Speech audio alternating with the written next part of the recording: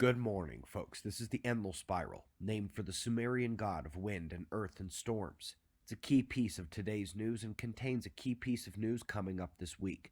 We'll go over all of this starting at spaceweathernews.com, and we find the last 24 hours on our star with an eruption on the south.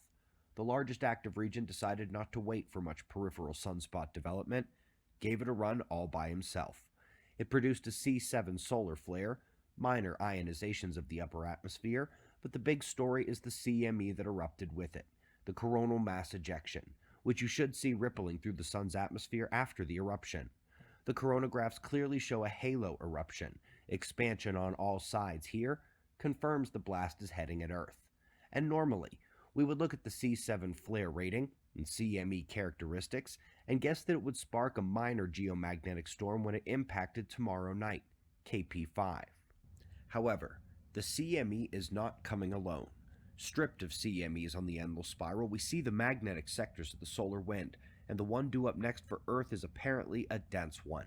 The first powerhouse coronal hole stream of the solar cycle. Perfect timing, eh? A 1-2 punch, going from a climb out of sunspot minimum to a coronal hole in CME back to back.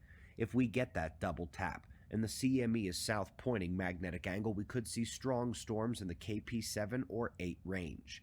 Even then, this is not an end scenario. Meteorological effects are likely, along with increases in electrical fires and large system glitches like in airline systems, PlayStation network, communications, or rail networks. Going to be a fun week.